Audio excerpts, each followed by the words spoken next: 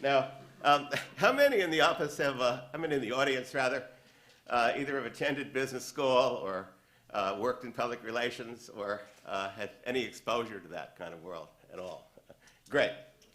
Well, the first thing they tell you, okay, if you're an unknown neophyte, I was just talking to an author today, he's saying, well, this book I want to do, if Doris Kearns Goodwin or David McCullough, want to do this, I mean, they suddenly announce it, here I am. It's almost like taking your laundry and sending it to Random House. They'll publish it. With a very nice, and he said, here I am, first book, better topic. This book will be a movie, right? He's telling me this. How do I do this? Well, this is the Buckley parallel, because if you want to be famous, not that he started this book to be famous, but if you're the lesser party in a dispute, get a big guy to attack you. Well, there was no bigger guy than Yale. Now, this was not a Random House book. This was not Doubleday. I don't want to see anything against Regnery. It's one of my favorite publishing houses, but it wasn't then. It was a 3-year-old publishing company that took a chance on a book and had some outside help to publish the book. Yale could have ignored it. Easiest thing in the world, it's our latest attack on Yale. There have been 5 in the last month. Thank you very much. Goodbye. Oh, no. They get the publisher of the Atlantic Monthly magazine. By the way, here's a quote from maybe Professor Smith knew him. Reuben Holden. Oh, yes. Yeah. Okay, his assistant to President Griswold, right? This goes out to an alumnus. We intend to take the offensive on this matter and not sit by waiting for complaints to roll in when it's published in November. Wow. So what did they do? They went to top of the line. They called the Atlantic, and they say, we want to hit this thing out of a park with a cover story. The editor of the Atlantic is a Yale. He gets none other than George Bundy. All right? Now, associate professor at Harvard. Now, he will go on to do many things, like the Vietnam War and the strategy to lose it. But he wasn't there yet, okay? He had known John Kennedy, but they hadn't quite figured out the damage that was coming ahead. They got him to write the book. Well, he tells Mr. Griswold what great pleasure he had in cutting this fellow to ribbons, he thought. He calls him, starts off by saying, this is the work of a twisted and ignorant young man. The book is dishonest in its use of facts, false in its theory. Now I want to get to the heart of it. That's just the opening, okay? All right, now here's the main course. I'm not going to attack his ideas. I'm going to out him as a Catholic, and I'm going to hit that one home. Now, this is like 20 years after Al Smith loses the presidency, right? I mean, then this is, 30 years before anyone like Levin could get the teacher, let alone run the place? I mean, think about this, right? And he decides he's going to hit him on his religion 4 times. Now, he probably didn't want to do 3 because he would be accused of adhering to the Trinity. So he has to do 4, right? All right, 1. Get this. He says, this is obviously the work of an ardent Catholic. Ardent Catholic. Now, ironically, 10 years later, Bundy would be working at the White House. All right, for a Catholic president, all right, who no one thought was ardent Catholic, but Catholic. So, okay. All right. So he outs Buckley as an ardent Catholic. Get this. It seems strange for any Roman Catholic to undertake to define Yale's religious traditions, which we're violating, right? We have thousands of Catholic alumni and friends who would not dream of such a course. In other words, they knew their place. Right? Now, one thing about Bill Buckley, he was many things. He's been accused of being many things. No one ever accused Bill Buckley of knowing his place. Right? Then he says, as for this collectivist tradition that this, young upstart's taken on, he says collectivism goes back to Aristotle. It even goes back with the support of his own church, Leo XIII. Well, perhaps.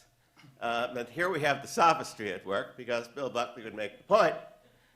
In fact, he attacked the Pope for being too socialistic. Remember?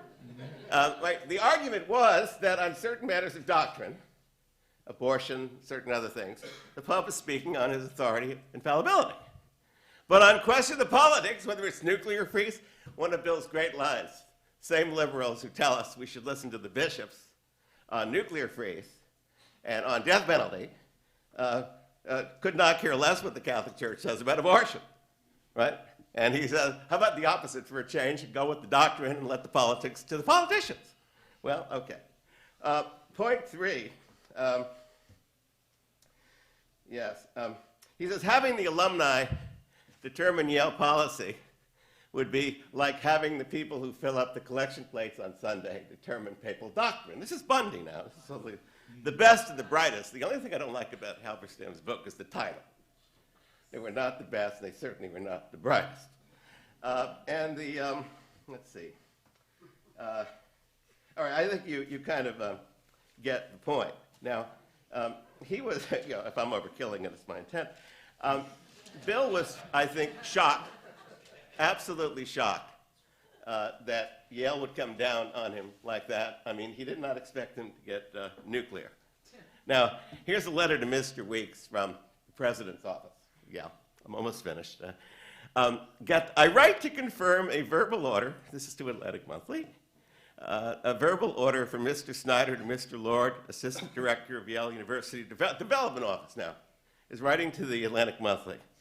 This new order would increase our request for reprints of the Bundy article from 500 to 2,000. So Yale decides to become Bill Buckley's press secretary. Right? They send one to all the trustees, a good many of the alumni, all the big donors. We never even heard of the book yet. All right? Now, here is a letter from that great liberal, the father of William Sloane Coffin. If either of them were with us today, they'd be camping out with Occupy New Haven in the Yale Green right now. All right. He says, I shall look for you on October 4. Fine. Let me know when hour you're going to be arriving, blah, blah, blah, blah, blah. I'm ashamed that Buckley got the reputation at Yale, which he did. He is fresh and unmannerly young curmudgeon. Why did he not join the gang at Notre Dame? Like, why didn't he go to a Catholic school, right? Then we have, okay, now this, and I'm almost done now. This is from the president of Yale now. Now, we may agree and disagree with President Levin from time to time. He would never write a letter like this about any student, ever. Remember, Bill was 24 years old at this time? Bill Buckley, author of Harvard Hogs, that was his first article, that's less important, which you favored me with. The alumnus had sent the other article along, saying what's going on here. All right. So Bill Buckley, blah, blah, blah, is a militant Catholic. We've gone from ardent to militant. All right. Who thinks that everything this side of Mark Hanna and Pius XI is dangerous radicalism. Oh, how nice. He is also an ex-colleague of yours on the news and a fellow member of that club of yours over under the Art Skull. It means Skull and Bones. All right. Now, finally, last point. Now, we fast forward in our time machine 10 years. Okay, God and Man at Yale, well, 12 years. God and Man at Yale comes out in 1951, 51. We're now 1962. So where is everybody now? Well, Bill's column is about 3 months old. This is June 29, 1962. President Kennedy has been invited to give the commencement address at Yale. It's about a memorable commencement address. But, the quote begins, let it now be said that I have the best of both worlds. Some of you may remember the speech. Some of you may have been there. Let it now be said I have the best of both worlds, right? Harvard education and a Yale degree, right? He said, then goes on and says, this is rather fitting because some of the major problems I've encountered as President of the United States have come at the hands of Yale men. Who does he talk about? Well, there's Richard Bissell. We remember him from the Bay of Pigs. This was the CIA guy who planned it, was fired after the Bay of Pigs, right? He mentions Henry Luce, whose editorials are not very nice to me. And he mentions the head of the United States Steel Company, Ray Blau, whose office Bobby Kennedy ransacked to intimidate them to lower the steel prices, okay? And he says, and a young graduate of the class of 1950, William F. Buckley, Jr. President Kennedy making this in the Yale commencement.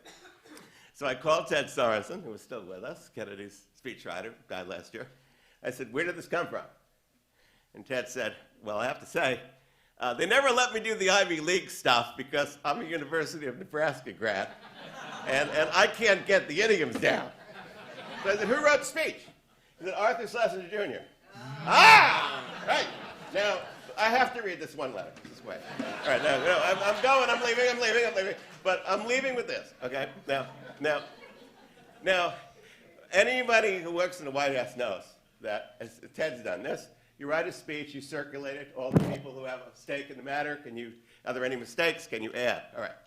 Well, Schlesinger wrote the speech, and here it goes to Bundy. Bundy's now at the White House. They have, mystery. And this is to Mac Bundy from Schlesinger. I attach herewith the approval text of the Yale speech.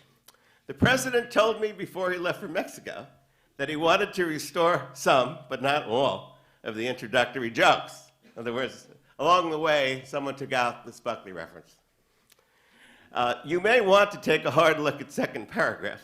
That's where it was, right? And here's the zinger. I wish we didn't have to dignify Buckley by presidential allusion. Now, I paid great tribute to the students as I started. Now, one bit of lesson I will say now. You're obviously great networkers. We've got some magnificent people here, tremendous audience. And moral of the story is, be careful who you wrestle with. You're going to find them again in 10 years. Thank you.